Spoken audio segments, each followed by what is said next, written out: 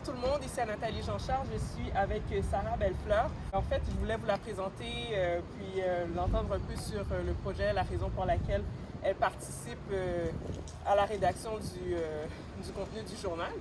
Et donc, parle-moi un peu de toi, Sarah. Qui es-tu? Ben, moi, je suis une personne qui aime beaucoup prendre soin des gens. J'en ai fait ma profession. Je suis travailleuse sociale dans la vie, donc je travaille avec des gens en difficulté dans une clinique médicale. Et aussi, j'œuvre de différentes façons dans le ministère aussi, donc à l'église, pour des gens qui sont en difficulté aussi avec l'accompagnement spirituel. Et donc, j'aime prendre soin des gens et évidemment, les gens qui viennent me voir souvent, c'est parce qu'ils sont en souffrance.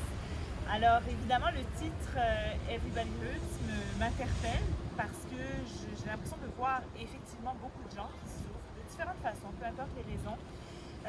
Puis je trouve que c'est important qu'on puisse apporter un soutien, que ce soit d'être à l'écoute, d'accompagner les gens qui vivent des situations difficiles, de pouvoir essayer d'alléger la souffrance. En réalité, on ne peut pas vraiment le faire pour la personne. Il y a une partie de choses que des fois on se sent même impuissant face à la souffrance des autres.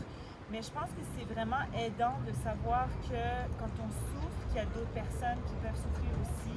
Puis ce que j'aime à travers ce genre de projet, c'est que justement ça peut normaliser d'une certaine façon ce que la personne traverse, puis de se dire « Hey, je suis pas seule, je suis pas folle dans mon expérience ou dans ma réaction à ce que je vis qui est difficile.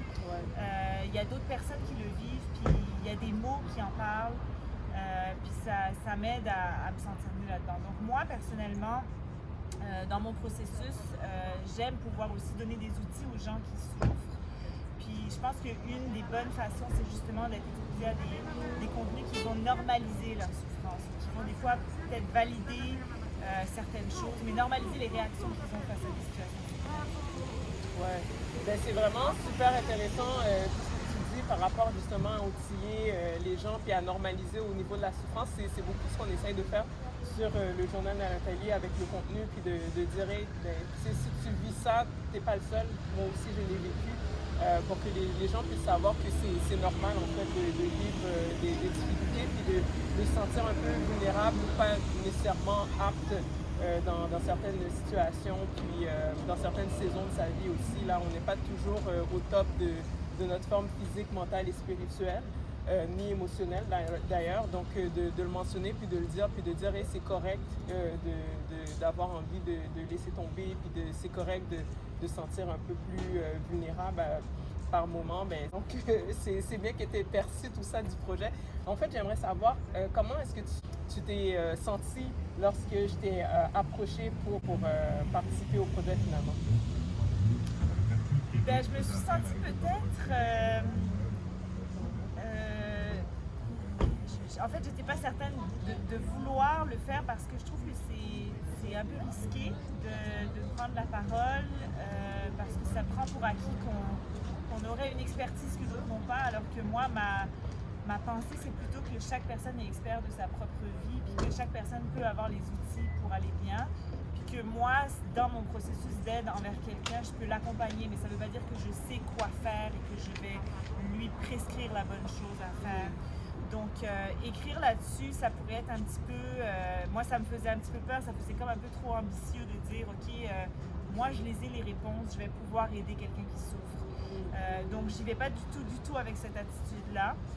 J'y vais plutôt justement dans un but de pouvoir valider puis normaliser, puis d'être simplement un baume d'aide qui peut soutenir là, dans le contenu que je pourrais apporter.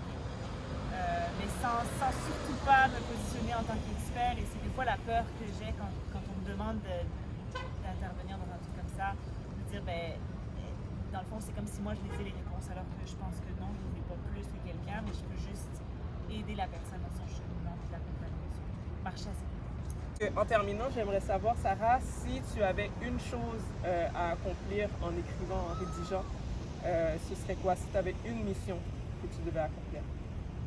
Je pense que ma mission, ce serait vraiment de faire comprendre aux gens qui lisent, qui sont exposés à ce contenu-là, qu'ils ne sont pas seuls dans leur souffrance, puis que leur souffrance actuelle, même si elle est très vive, très profonde, puis puis qu'elle donne l'impression qu'elle sera toujours là, ben en réalité, elle ne sera pas forcément toujours là. Je pense qu'il y a toujours moyen d'aller mieux.